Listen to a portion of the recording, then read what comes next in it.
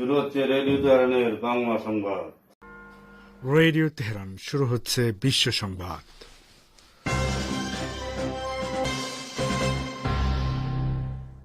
প্রথমে জানিয়ে দিচ্ছি সংবাদ শিরোনাম।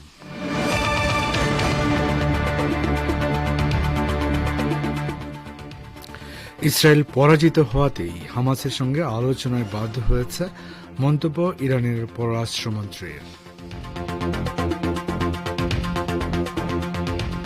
নেতানিয়াহুর সঙ্গে সংবাদ সম্মেলন, গাজাকে আমেরিকার মালিকানায় নিতে চান ট্রাম্প, ফিলিস্তিনের হামাস ও সৌদি আরবের প্রতিবাদ।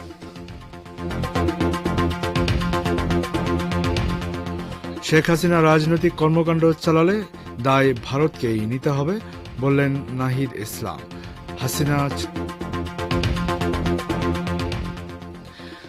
হাসিনা ছাত্রলীগ এখন ডেথ চ্যাপ্টার, মন্তব্য হাসনাত আবদুল্লাহ।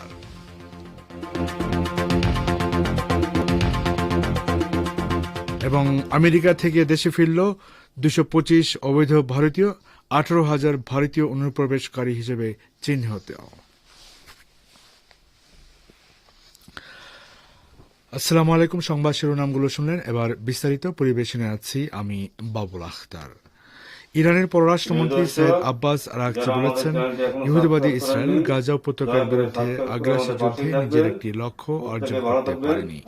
এর পরিবর্তে তেল আবিব গাজা উপত্যকা নিয়ন্ত্রণকারী হামাসের সঙ্গে আলোচনায় বসতে বাধ্য হয়েছে। গতকাল রাজধানী তেহরানে আল আকসা তুফান অভিযান ও গাজা যুদ্ধ সম্পর্কে এক সেমিনারে বক্তব্য রাখতে গিয়ে তিনি একথা বলেন।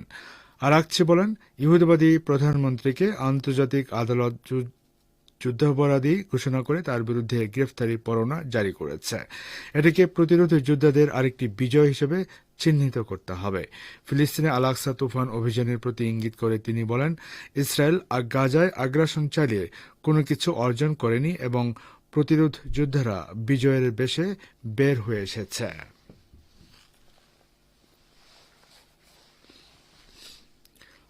ইসলামী প্রজাতন্ত্র ইরানের উপর সর্বোচ্চ চাপ প্রয়োগের নীতি অনুসরণ করার জন্য একটি নির্বাহী আদেশে সই করেছেন মার্কিন প্রেসিডেন্ট ডোনাল্ড ট্রাম্প। এর মাধ্যমে মূলত তিনি তার প্রথম মেয়াদের নীতিতে ফিরে গেলেন।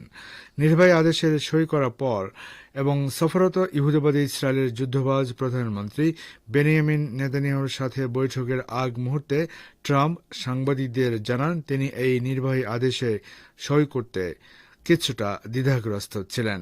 মার্কিন প্রেসিডেন্ট আদেশটির কথা উল্লেখ করে বলেন, সবাই চায় আমি এটি স্বাক্ষর করি, আমি তা করেছি এবং এটি ইরানের জন্য খুবই কঠিন হবে। এরপর ট্রাম্প দাবি করেন, আমেরিকা ইরানের সাথে একটি চুক্তি করতে চায়। তিনি বলেন, আমরা দেখব আমরা ইরানের সাথে একটি চুক্তি ব্যবস্থা করতে পারি কিনা বা কাজ করতে পারি কিনা। ট্রাম্প বলেন, তিনি আদেশটি স্বাক্ষর করে খুশি নন, কিন্তু আমেরিকাকে শক্তিশালী এবং দৃঢ় করার ক্ষেত্রে তার কাছে অনেক বিকল্প নেই।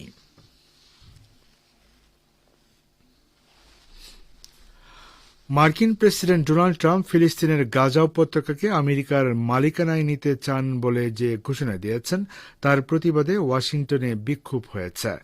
আজ ওয়াশিংটন ডিসিতে মার্কিন নাগরিকরা রাস্তায় নেমে গাজা বিক্রির জন্য নয় বলে স্লোগান দেন। আমেরিকা সফররত ইসরায়েলের প্রধানমন্ত্রী বেনিয়ামিন নেতানিয়াহুর সঙ্গে গতকাল হোয়াইট হাউসের যৌথ সংবাদ সম্মেলনে গাজা উপত্যকা নিয়ে কিছু সুনির্দিষ্ট পরিকল্পনার কথা ঘোষণা করেছেন ট্রাম্প। ঘোষণা অনুযায়ী ট্রাম্প গাজা উপত্যকাকে আমেরিকার মালিকানা নিতে চান। একই সঙ্গে ফিলিস্তিনের প্রতিবেশী দেশগুলোতে স্থায়ীভাবে পাঠিয়ে উপত্যকাটির আভার উন্নয়ন এবং সেখানে কথিত বিশ্ববাসীর দখল প্রতিষ্ঠা করতে চান তিনি।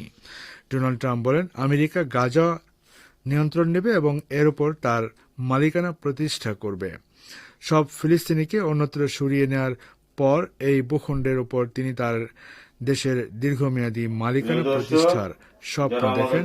তবে কিভাবে ও কোন কর্তৃত্ব বলে আমেরিকা গাজার দখল নিতে পারে সে বিষয়ে কোনো ব্যাখ্যা দেননি তিনি।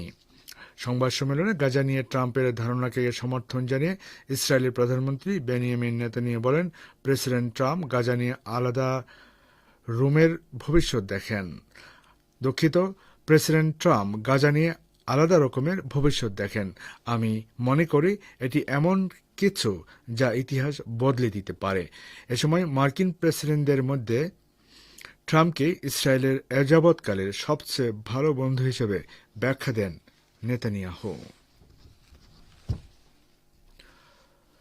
মার্কিন প্রেসিডেন্ট ডোনাল্ড ট্রাম্প ফিলিস্তিনিদেরকে গাজা উপত্যকা থেকে বহিষ্কার করার যে ঘোষণা দিয়েছেন তার তীব্র প্রতিক্রিয়া জানিয়েছে ফিলিস্তিনের ইসলামী প্রতিরোধ আন্দোলন হামাস।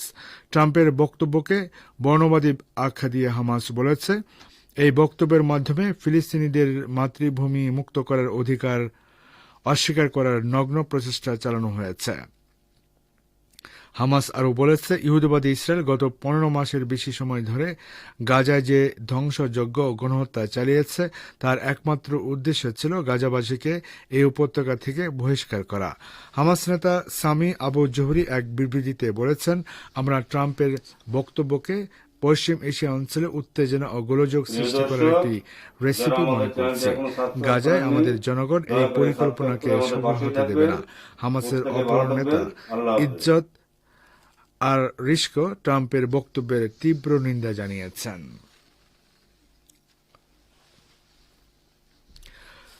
সৌদি আরব বলেছে, একটি ফিলিস্তিন রাষ্ট্র প্রতিষ্ঠা ছাড়া তারা ইসরায়েলের সঙ্গে সম্পর্ক প্রতিষ্ঠা করবে না। গাজাকে সাফ করার বিষয়ে ট্রাম্পের প্রস্তাব প্রত্যাখ্যান করে রিয়াদ বলেছে, ফিলিস্তিনিদেরকে তাদের ভূখণ্ড থেকে সরানোর যে কোনো প্রচেষ্টার বিরোধিতা করবে সৌদি আরব। ফিলিস্তিনিদের নিয়ে তাদের অবস্থান নিয়ে আলোচনা বা দর কষাকষির কোনো সুযোগ নেই বলে সৌদি আরব বিবৃতিতে উল্লেখ করা হয়। সৌদি পররাষ্ট্র মন্ত্রণালয় নিশ্চিত করেছে যে ফিলিস্তিনের রাষ্ট্র প্রতিষ্ঠার বিষয়ে সৌদি আরবের অবস্থান দৃঢ় এবং আপোষহীন থাকবে। এর আগে সৌদি আরবকে ইসরায়েলের সঙ্গে সম্পর্ক স্বাভাবিক করতে এবং দেশটিকে স্বীকৃতি দেয়াতে কয়েক মাসের কূটনৈতিক প্রচেষ্টায় নেতৃত্ব দিয়েছিল মার্কিন যুক্তরাষ্ট্র।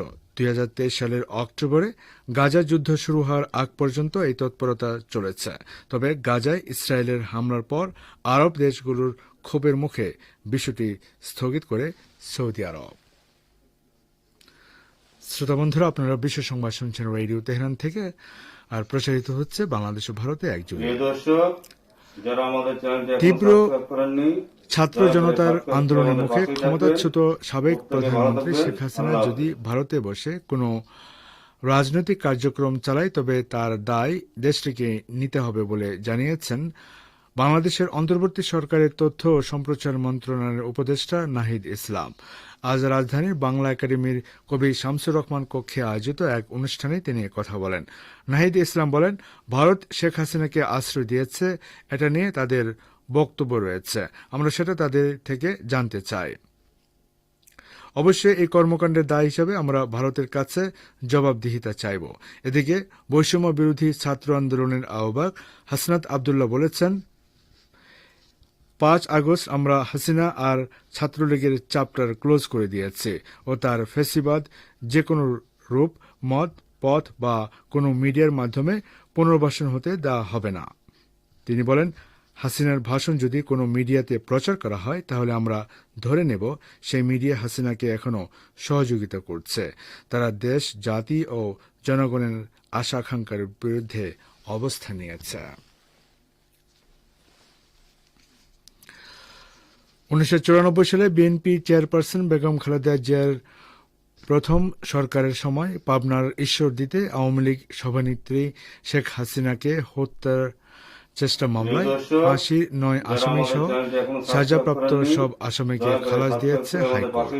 আজ বিচারপতি মোহাম্মদ মাহবুবুল ইসলাম ও বিচারপতি হামিদুর রহমান এ রায় ঘোষণা করেন। আদালত বলেন, আসামিদের বিরুদ্ধে অভিযোগ প্রমাণিত না হওয়ায় সব আসামিকে বেকসুর খালাস দেওয়া হলো। আমরা চাই না তারা আর 1 সেকেন্ডও কারাগারে থাকুক। এখনই সবাই মুক্তি প্রদানের নির্দেশ প্রদান করছি। আদালতে আসামিদের পক্ষে ছিলেন ব্যারিস্টার কায়সার কামাল, রাষ্ট্রপক্ষে ছিলেন deputy attorney general Mujibur Rahman. এদিকে রায় ঘোষণাকে কেন্দ্র করে পাবনা বিএনপির শত শত নেতাকর্মী অ্যানেক্স কোর্ট বিল্ডিং এর সামনে অবস্থান নেন। রায় শোনার পর তারা উল্লাসে ফেটে পড়েন। শ্রোতা বন্ধুরা, যাচ্ছে একটি সংক্ষিপ্ত বিরতিতে। আবারও ফিরছি বিশ্ব সংবাদে। আমেরিকা থেকে দেশে ফিরেছে 205 অবৈধ ভারতীয়।